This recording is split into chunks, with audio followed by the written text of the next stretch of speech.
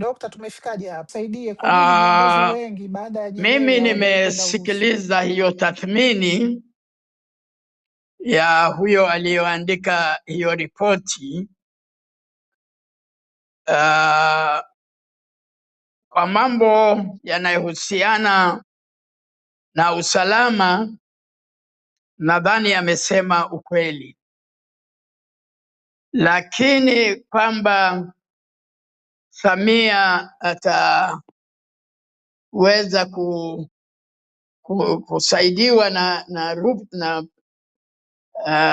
na watu wa Urusi, akiwemo huyo rais wao ambaye wakati wa mapambano ya nchi za Afrika zote zile zilizokuwa chini ya wakoloni, yeye muda mrefu sana Putin alikaa Bagamoyo.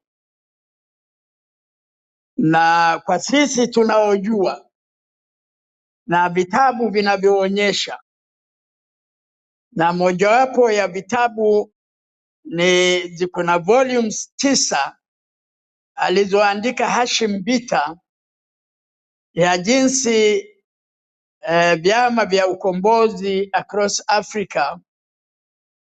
Nikisema across Africa sizungumzii tu ukombozi wa kusini mwa Afrika, kwa sababu kuna nchi za West Africa zilikuwa chini ya ukoloni, kuna nchi za kati pia zilikuwa chini ya ukoloni. Urusi ilisaidia kwa sehemu kubwa, msaada yao yote ilikuwa kwenye eneo la usalama, taarifa za intelijensia.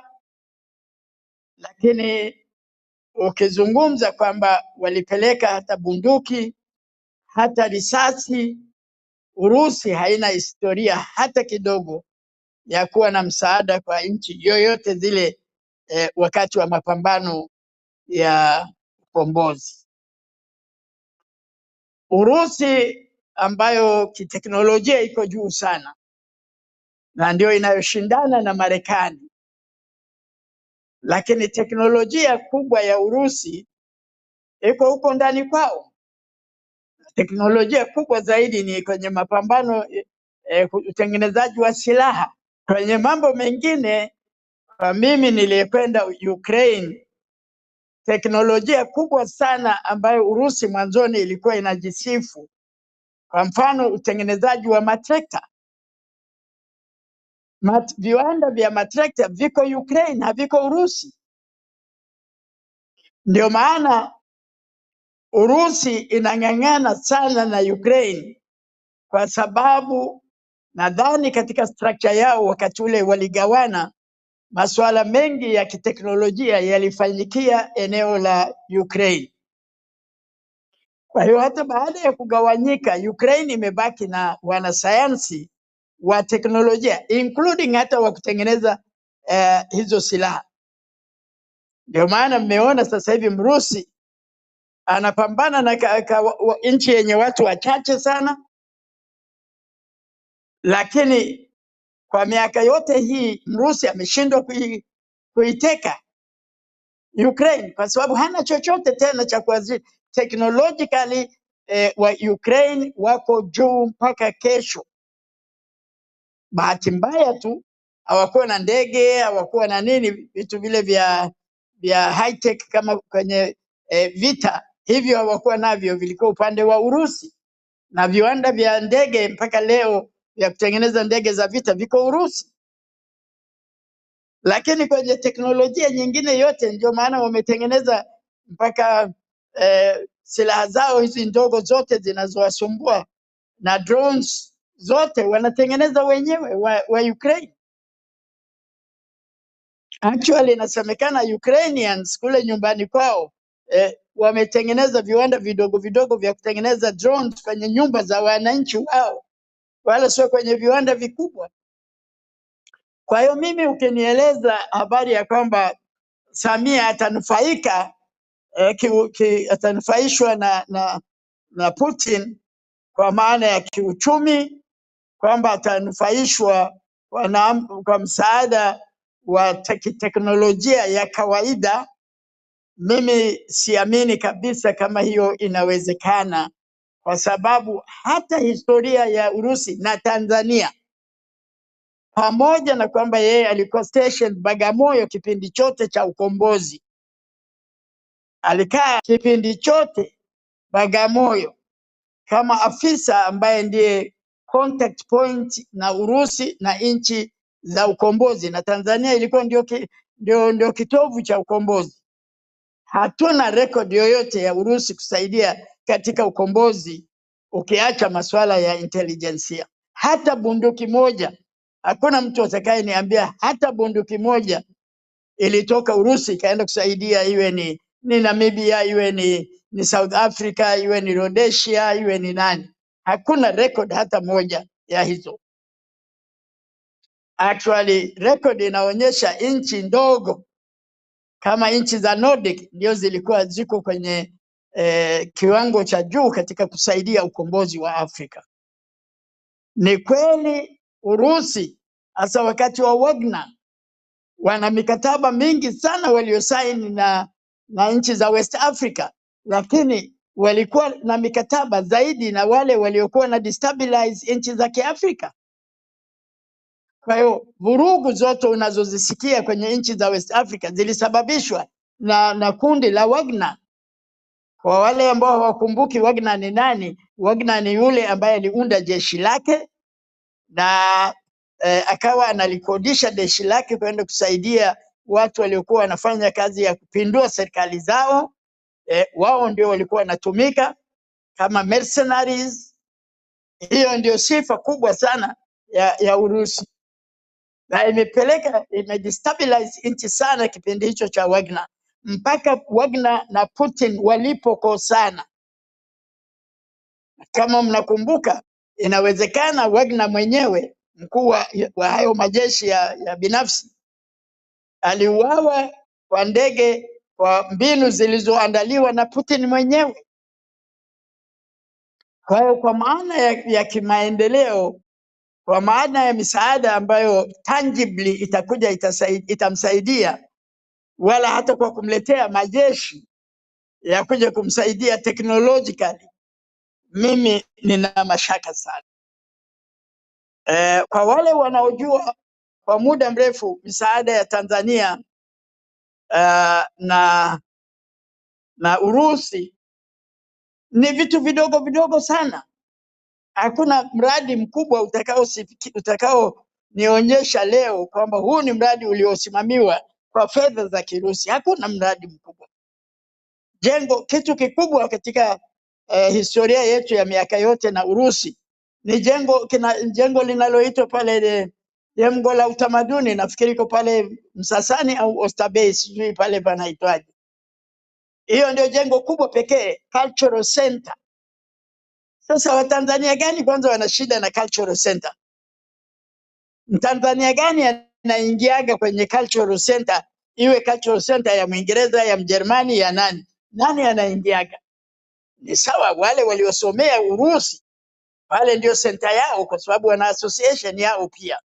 Na umoja, kama tulivyo na umoja wa watu waliosomea nchi mbalimbali za Ulaya, tunao pia umoja wa graduates waliosomea zamani Urusi. Lakini kama unavyoona na misaada mikubwa ambayo imesaidia sana Tanzania, kwa mfano nadhani ni wa Romania au Hungary, hawa ambao walikuja wakatujengea majengo makubwa pamoja na teknolojia kama ile ya machine tools pale Moshi. Hakuna mradi mkubwa unaweza kunyoosha kidole leo ukasema hii ni msaada kutoka Urusi, pamoja na kwamba Urusi ni competitor na Marekani.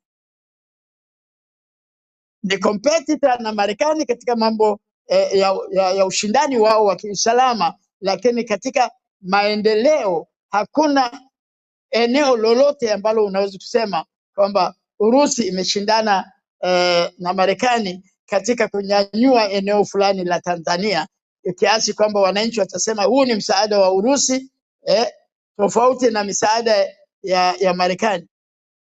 Marekani imeconcentrate barabara za Tanzania karibu zote, ukiangalia sekta ya afya ya Tanzania Sekta pekee ambayo Mrusi mimi nakumbuka alitusaidia, na tukiwa bungeni tulikuwa na ugomvi mkubwa sana, ni msaada wa Urusi ambao waliahidi kutusaidia katika elimu, na mpaka kesho ile msaada haijatoka.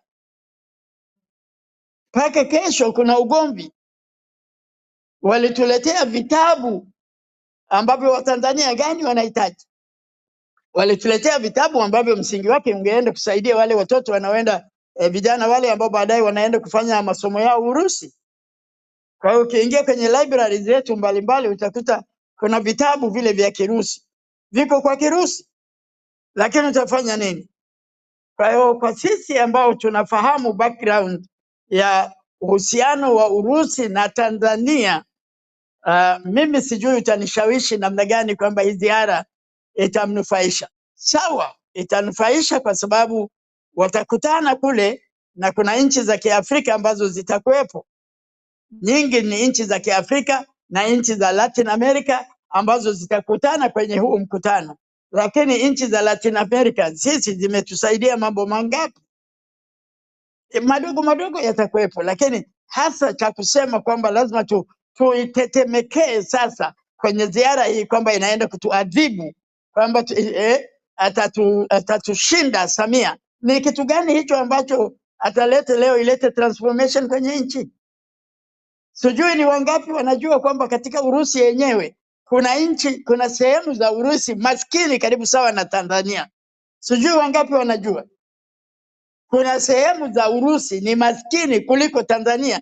Wakati wa upupwe ile miezi ya baridi, kuna wazee kule wanaishi kwenye mazingira magumu kweli kweli, kwa sababu wanashindwa kupeleka hata gesi.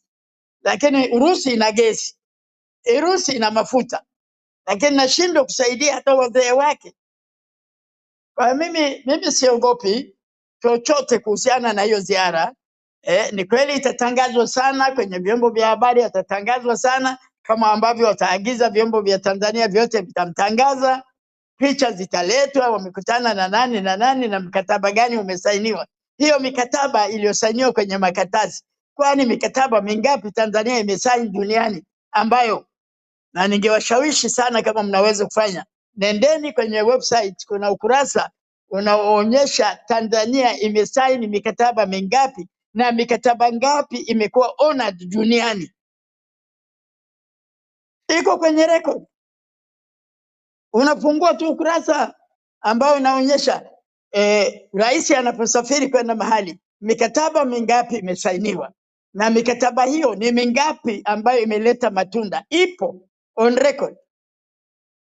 Tafuta tu, unaingia ku Google unaona mikataba yote hiyo. Kwa mimi sitaki hizo propaganda zitutoe kwenye hoja zetu za msingi kwamba sasa Samia atakuja atanyanyuliwa sana na hiyo safari ya Urusi. Sawa, kuna mambo madogo madogo atasaidiwa, sikatai. Mambo madogo yote si yako tu, kwani hawapati hata pengine. Atasaidiwa, watamletea hata ngano, watamletea bunduki. Bunduki ni priority za Tanzania. Zaidi ya bunduki ni kitu gani? Lakini kumbukeni, hata vifaa vya kujenga bwawa la Nyerere tulienda kuvichukua, tulikosa kote, tulitafuta tukavikosa. Ile specification tuliyotaka tukaenda kuvipata Ukraine, na Ukraine iko kinyume na Russia. Kwa hiyo mimi hiyo hofu ambayo aliyetengeneza hiyo documentation, mimi nadhani, sina hakika anajua Urusi kwa kiwango gani na interest ya Urusi kwa nchi za dunia kwa kiwango gani, na concentration ya misaada ya Urusi ni kwa lengo gani. Ukiangalia West Africa yote, kuna nchi ya West Africa ambayo leo imeendelea sana kwa barabara, kwa kitu gani? Kama ambavyo Wamarekani waliotusaidia miaka yote, ukienda kila mahali unakuta barabara imejengwa kwa hisani ya wananchi wa Marekani. Nenda kule West Africa kama umekuta. Mimi nimetembea nchi kadhaa za West Africa, sikuona hiyo sign inayoonyesha kwamba Urusi ambayo ndio ilikuwa dominant ally ameenda kuwekeza kule, na kiasi kwamba leo wameendelea mbele. Zinatupotezea muda. Watapiga picha, wataonyesha wamesaini mkataba gani, wamefanya nini. Sawa,